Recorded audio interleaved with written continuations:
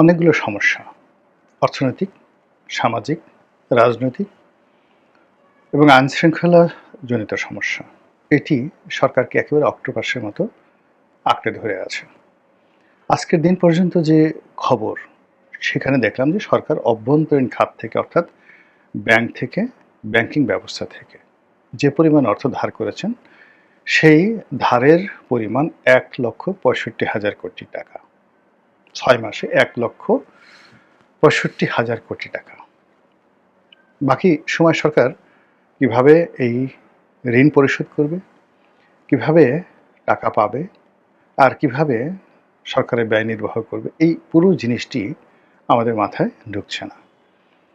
দ্বিতীয়ত হলো যে সরকার পরিচালনা করার জন্য যেমন স্থানীয় মুদ্রার দরকার, আবার সরকারের যে দৈনন্দিন কর্মকাণ্ড, আমদানি, রপ্তানি, বৈদেশিক ঋণ, এগুলো পরিশোধ করার জন্যে বিদেশি ঋণ অনিবার্য।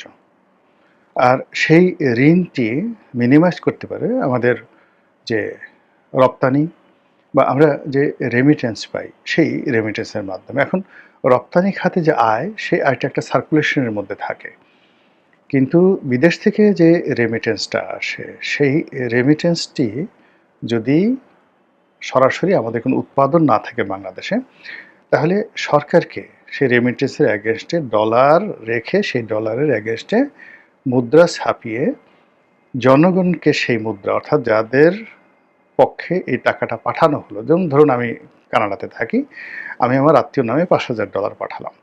এই $৫,০০০ বাংলাদেশ ব্যাংকে রয়ে গেল। বাংলাদেশ ব্যাংক $৫,০০০ বিনিময়ে তারা কী করলো, সমপরিমাণ বাংলা টাকা আমার আত্মীয় স্বজনকে ব্যাংকে দিয়ে দিল।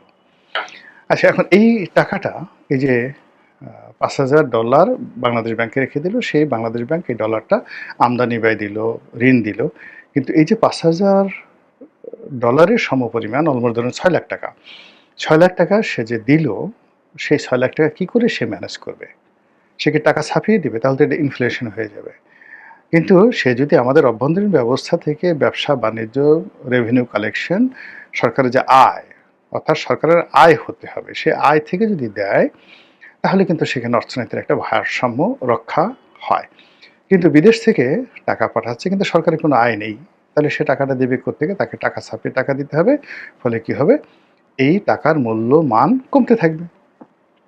এখন আমাদের দেশে গত ২ বছর ধরে সরকারের যে আয়, যেই আয়ের মাধ্যমে ধরুন বিদেশ থেকে আপনি ডলার পাঠাচ্ছেন, সেই ডলার এগেনস্টে যে টাকা দেবে, সেই টাকাটা দেওয়ার মতো, আয় করে দেওয়ার মতো কোনো খাত সরকারের হাতে নেই।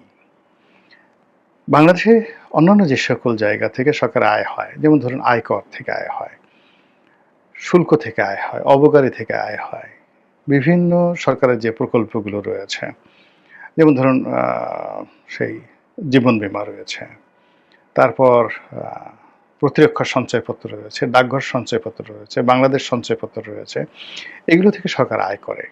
এরকম সরকারের যে খাতগুলো আছে, এখন গত ২ বছরের যে ডাটা, সেই ডাটা অনুযায়ী কোনো খাতের অবস্থা, এমনকি যে প্রাইস বন্ড, সেই প্রাইস বন্ডে জনগণের যে বিনিয়োগ, সেটা কমে গেছে। অভ্যন্তরীণ খাতে বাংলাদেশে যে একটা শেয়ার মার্কেট আছে এই মুহূর্তে সচল, এটা বোঝা যাচ্ছে না। শেখ হাসিনার জমানাতে অ্যাটলিস্ট শেয়ার মার্কেটের পতন হলো, কান্নাকাটি হলো, আত্মহত্যা হলো, বোঝা যাচ্ছিল কিছু একটা আছে। কিন্তু আপনি দেখেন ইনুস জমানা থেকে এই পর্যন্ত বাংলাদেশে যে একটা শেয়ার মার্কেট আছে, এটা বোঝা যাচ্ছে না। ফলে শেয়ার মার্কেট থেকে, যেখানে অলমোস্ট ২ লক্ষ কোটি টাকার মতো আমাদের বিনিয়োগ করা আছে, সেই ২ লক্ষ কোটি টাকা আসলে এখন ২০,০০০ কোটি টাকা না ১০,০০০ কোটি টাকা হিসেবে আছে, আমরা জানি না। এবং সেটার ট্রেডিংটা কীভাবে হচ্ছে, লাভ কয় টাকা হচ্ছে, সরকার কী পরিমাণ ট্যাক্স পাচ্ছে, আমরা কিন্তু জানছি না।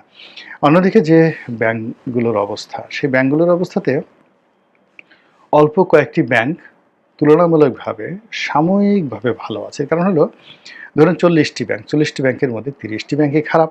এই ৩০টি ব্যাংকের বেশিরভাগ আমানত যারা আছে, তারা নিয়ে বাকি 10টা ব্যাংকে সেখানে জমা দিয়েছে। ফলে ওই সমস্ত ব্যাংক ভালো করছে না, ভালো করছিল না, কিন্তু এই আমানতগুলো পেয়ে হঠাৎ করে তারা কিন্তু ফুলে ফেঁপে বড় হয়ে গেছে। কিন্তু আলটিমেটলি তাদের কোনো ব্যবসা নেই। এখন এই যে ব্যাংকগুলো, ধরুন সিটি ব্যাংকের কথা চিন্তা করুন, সিটি ব্যাংক বা স্ট্যান্ডার্ড চার্টার্ড গ্রিনেজ ব্যাংক, তারপরে ধরুন সোনালী ব্যাংক।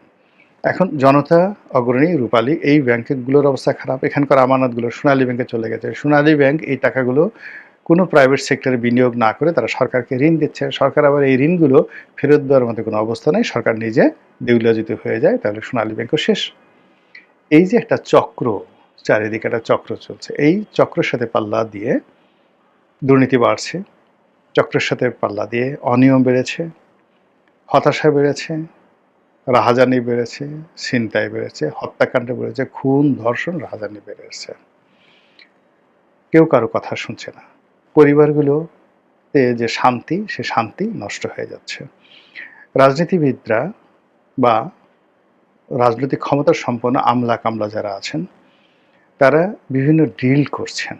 ডিসি নিয়োগে এত টাকার ডিল, কমিশনার মানে বিভাগীয় কমিশনার, পুলিশ কমিশনার, এই পদগুলোতে এত টাকা ডিল করে যদি কেউ গিয়ে থাকেন, এখন দেখা গেল সে প্রথম দিন থেকে চেষ্টা করে যে এখান থেকে টাকা কিভাবে উঠানো যায়। বাংলাদেশের একটা বৃহত্তম জেলার একটা গুরুত্বপূর্ণ থানা, সেই থানার ওসি সে প্রায় 20 কোটি টাকা ঘুষ দিয়ে সেখানে সে নিয়োগ লাভ করেছে, এরকম শোনা। ধরেন 20 কোটি টাকা দিয়ে সে মিস্টার এক্স ওয়াই থানাতে নিয়োগ লাভ করল। নিয়োগ লাভ করে সে প্রথম দিন থেকেই তার যত স্টাফ আছে সবাইকে বলল টাকা কালেকশন করো। টাকা কালেকশন করার জন্য চাঁদাবাজি করা, এবং সবচেয়ে সহজ পদ্ধতি হলো বিভিন্ন লোককে ইয়াবা, পকেটের মধ্যে ইয়াবা ঢুকিয়ে দিয়ে তারপরে তার কাছ থেকে টাকা আদায় করা। এবং এই কাজটি এখন বাংলাদেশে এত বেশি চলছে। সাম্প্রতিক সময় আপনারা দেখেছেন যে একটা শপিং মলে, শান্তিনগরের একটা শপিং মলে হাজার হাজার মানুষের সামনে একজন বা দুইজন লোক, তারা ওই মার্কেটেরই একজন দোকানদার এবং দোকানদারের সাথে তার কিশোরী মেয়ে ছিল, সবার সামনে সিসিটিভি ক্যামেরাতে ধরা পড়েছে, সেই পকেটের মধ্যে ইয়াবা ঢুকিয়ে দেওয়া হলো। এই ঢুকানোর দৃশ্য ঘটতেছে, ওই দিন 1 মিনিটের মধ্যে পুলিশ সেখানে চলে এলো, এসে এই ওসিলায় সেই লোকটাকে সেখান থেকে ধরে নিয়ে তাকে জেলখানায় পাঠিয়ে দিল। তো এইটা কিভাবে হয়, ওই যে ওসির কথা বললাম, সেই ওসির অধীনে একজন এএসআই ছিল, যে এএসআইকে আমি চিনতাম বা আমাকে চিনে, সে এসে বললো যে স্যার আমাকে যেভাবে হোক ওখান থেকে ট্রান্সফার করে দেন। আমি বললাম যে তুমি তো ওখানে ভালো অবস্থায় আছো, ভালো থানা, তুমি ওখান থেকে কেন ট্রান্সফার হবা? তো বললো স্যার এই অবস্থা, ওসি সাহেব চাপ দিতেছে, প্রতিদিন আমাদের যারা যারা আছে এত টাকা আয় করে দিতে হবে, এই চাপ আর নিতে পারছি না। এখন মানুষজন আগের মতো আইন মানে না, পুলিশকেও ভয় পায় না, অনেক জায়গাতে পুলিশকে মারধর করে। এবং আমরা যে অপারেশনগুলোতে এখানে এই যে ইয়াবা টিয়াবা, এই যে মানে টাকা আদায় করার যে সকল 2 নম্বরই কাজকর্ম পুলিশ করতে যায়, এক্ষেত্রে জনগণ বিক্ষুব্ধ হয়ে অনেক সময় পুলিশকে বেদম প্রহার করে। স্যার আমি এখানে প্রাণে বাঁচবো না, এখন চাকরিটা নিয়ে কোনো মতো বাঁচতে চাই। কয়দিন আগে দেখলেন একজন এসপি, সে একটা আবেগঘন স্ট্যাটাস দিছে যে চাকরিটা হয়তো আর করা গেল না। এইভাবে আসলে অনেকগুলো নিয়োগ হচ্ছে, অনেকগুলো বদলি হচ্ছে, অনেকগুলো টাকার লেনদেন হচ্ছে, কিন্তু জায়গা মতো গিয়ে টাকা আদায় করতে পারছে না, এবং এটা নিয়ে সম্পর্ক নষ্ট হচ্ছে পুলিশ বাহিনীতে, অন্যান্য সিভিল সার্ভিসে, এবং যেখানে যেখানে অর্থনৈতিক লেনদেন হচ্ছে সেখানে এইভাবে সর্বনাশ হয়ে যাচ্ছে। আওয়ামী লীগ জমানাতে আমি দুটো ঘটনা বলি। একটা এমপি শুনলাম যে সে 50 কোটি টাকা দিয়ে মনোনয়ন পেয়েছে, ছোট্ট একটা, সে ব্যবসা বাণিজ্য করতো। আমি তারা জিজ্ঞাসা করলাম যে, অন্য একজন মানুষকে জিজ্ঞেস করলাম যে ও 50 লাখ কোটি টাকা পেল কোথায় বা কাকে দিল? তো বললো যে অমুক অমুককে দিয়েছে। তো আমি বললাম যে ও তো একটা দোকানদারি করতো, টাকা পেল কোথায়, 50 কোটি টাকা পেল কোথায়? তো বললো যে একটা সরকারি ব্যাংক থেকে সে 120 কোটি টাকা নিয়েছে ভুয়ার উপরে, কোনো কাগজপত্র, সব ভুয়া কাগজপত্র দিয়ে 120 কোটি টাকা নিয়েছে। যারা ব্যাংক থেকে এই লোন করে দিয়েছে তাদেরকে দিয়েছে 40 কোটি টাকা, তাহলে সে পেল 80 কোটি টাকা। 80 কোটি টাকার মধ্যে সে 50 কোটি টাকা দিয়ে সে নমিনেশন কিনলো, তার হাতে রইল 30 কোটি টাকা। 30 কোটি টাকার মধ্যে সে 10-12 কোটি টাকা খরচ করেছে নির্বাচনে, 24-এর নির্বাচনে, 2024 সনের নির্বাচনে খরচ করেছে। আর বাকি টাকা নিয়ে এখন দেশে বা দেশের বাইরে সে পালিয়ে মুছে তা দিচ্ছে। মধ্যেখানে ওই যে সরকারি ব্যাংকটা এরকম এক টাউট এমপির কবলে পড়ে, এই মানে এরকম শত শত টাউট এমপির কবলে পড়ে সেই ধুক ধুক করে মরছে। একই অবস্থা জনতা ব্যাংকের, একই অবস্থা অগ্রণী ব্যাংকের, রূপালী ব্যাংকের, বাংলাদেশ কৃষি ব্যাংকের। তো এই যে ইনহেরিট যে অবস্থাগুলো, সেই অবস্থাগুলো কিন্তু ইনুস জমানাতেও থামেনি, আর এখন তো আরও বেড়ে গেছে। যা আছে মানে যতটুকু আছে অস্থি মজ্জা ঠিক ততটুকু কিন্তু কামড়ে কামড়ে খাচ্ছে। ফলে কি হচ্ছে, পুরো দেশ, পুরো দেশের যত অর্থনৈতিক লাইফ লাইন আছে, যত উন্নয়নের লাইফ লাইন আছে, প্রগতি এবং যাকে বলা হয় অধিকার, স্বাধিকার, আত্মমর্যাদা, এগুলোর যে লাইফ লাইন আছে প্রায় সব কিছু এখন আইসিইউতে চলে গেছে। এই আইসিইউ থেকে ইউটার্ন নেওয়া একেবারে অসম্ভব। এরকম যখন একটা অবস্থা হয়, ফার্স্ট থিং হলো যে আপনাকে এর দুর্ভোগ পোহাতে হবে। এই পাপের ফল আপনাকে ভোগ করতেই হবে, যারা যারা করেছে তারা এবং সাধারণ জনগণ। এরকম ঘটনা এবারই প্রথম নয়।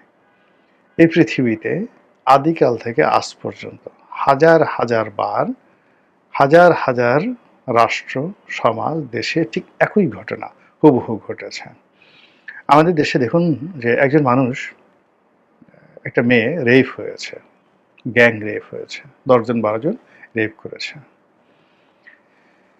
রেপ করার পরে লাশ ফেলে চলে গেছে, পুলিশ সেই লাশ উদ্ধার করেছে। উদ্ধার করার পর সেই লাশ ময়না তদন্তের জন্য ডোমের কাছে দেওয়া হয়েছে, মানে সেই যারা হাসপাতালে যে লাশ কাটাকাটি করে, সে আর এক দফা এই মেয়েটাকে রেপ করেছে, মৃত। তারপরে আবার তাকে কবরে দেওয়া হয়েছে, আবার কবর থেকে উঠিয়ে লাশ রেপ করা হয়। এরপর আর এক গ্রুপ এসে সেই লাশের কিডনি, মিডনি, হাড়ি, কুডনি, কঙ্কাল সেগুলো সব বিক্রি করার ব্যবসা। এগুলো গল্পের মতো শোনালেও এরকম অসংখ্য ঘটনা আমাদের সমাজে ঘটে। একইভাবে একটা রাষ্ট্র, একটা দেশ যখন এরকম মানে রেপড হয়, ধর্ষণের শিকার হয়, তখন এখানে ধর্ষণকারী, অপহরণকারী, এরপরে সেই লাশ কাটা ঘরের যে ডোম আছে সেই ডোমের যে ধর্ষণ, তারপরে তাকে যখন দাফন কাফন করা হয়, সেই কবর থেকে লাশ উঠিয়ে আবার ধর্ষণ থেকে শুরু করে সেই লাশের কঙ্কাল বিক্রি করে দেওয়ার মতো ঘটনা যেভাবে প্রকৃতিতে ঘটে, দেশে ঘটে, সমাজে ঘটে, রাষ্ট্রের ক্ষেত্রে এরকম অসংখ্য ঘটনা ঘটে। আমাদের এখন যে অব্যাহত সমস্যাগুলো রয়েছে, এই সমস্যা মানবিকভাবে বিবেচনা করার মতো, মোকাবেলা করার মতো আপনি আমি কয়জন লোককে দেখেছি?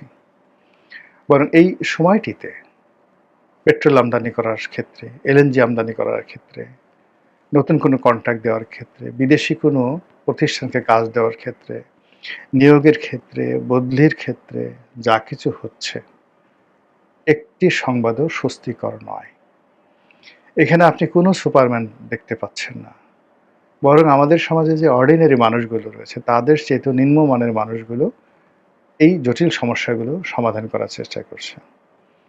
অন্য সময় অপারেশন করার জন্য সাধারণত যে ধরনের সার্জন ব্যবহার করা হয়, এক্সপার্ট সার্জন ব্যবহার করা হয়, কিন্তু সেই সার্জনের অভাবে যদি আপনি কোনো কসাইকে ডেকে নিয়ে আসেন, কোনো হোমিওপ্যাথিক ডাক্তারকে ডেকে নিয়ে আসেন কোনো শল্য চিকিৎসার জন্য, তখন যে নির্মম দৃশ্য তৈরি হয়। একইভাবে রাষ্ট্র পরিচালনার ক্ষেত্রে অনভিজ্ঞ, চরিত্রহীন, লোভী মানুষগুলো যখন সামনের দিকে চলে আসে, যাদের জীবনে কোনো সফলতার রেকর্ড নেই, সততার রেকর্ড নেই, এবং যাদের পায়ের নখ থেকে চুল পর্যন্ত দুর্নীতি, অনিয়ম এবং স্বেচ্ছাচার, অনাচার, ব্যভিচার থেকে শুরু করে চরিত্রহীনতা, ঘুষ, দুর্নীতি, চাঁদাবাজি, মাস্তানি, অন্যের টাকা নেওয়া থেকে শুরু করে সব অপকর্ম গিজ গিজ গিজ গিজ করছে, তাকে যদি দিয়ে আপনি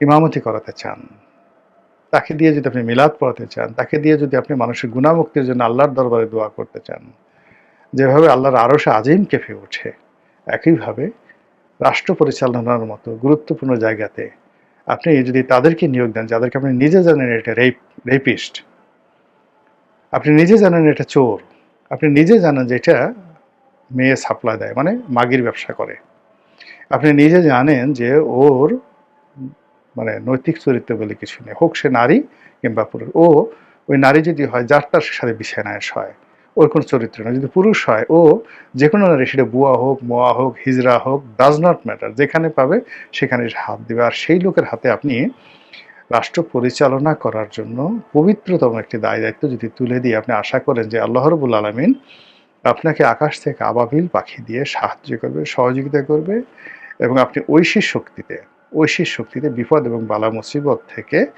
রক্ষা পাবেন, এটি আপনার ব্যক্তিগত বিষয়।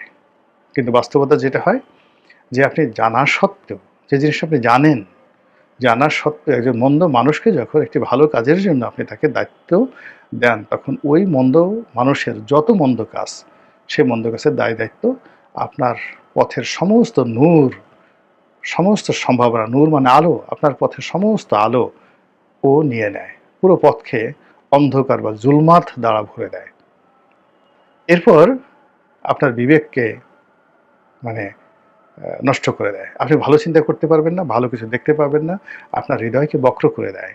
আল্লাহ রাব্বুল আলামিন আপনার হৃদয়কে বাঁকা করে দেয়, এবং আপনি সব কিছু উল্টাপাল্টা দেখতে থাকেন, এবং আপনার বিবেকের দরজা বন্ধ হয়ে যায়, উইজডম, জ্ঞানের দরজা বন্ধ হয়ে যায়, সিদ্ধান্ত নেওয়ার ক্ষমতা নষ্ট হয়ে যায়, এবং একটার পর একটা আপনি ভুল করতে থাকেন। এভাবেই অতীতে বহু মানুষ, বহু রাজা, বহু বাদশাহ, বহু সম্রাট এইভাবে ধ্বংসপ্রাপ্ত হয়েছেন। আল্লাহ আমাদের বর্তমান জামানাকে অতীতের সেই যে কলঙ্ক বিভিন্ন জনপথে তৈরি হয়েছিল, সেই কলঙ্ক থেকে আমাদেরকে আল্লাহ রক্ষা করুন, হেফাজত করুন, দয়া করুন। আসসালামু আলাইকুম ওয়া রাহমাতুল্লাহি ওয়া বারাকাতুহু।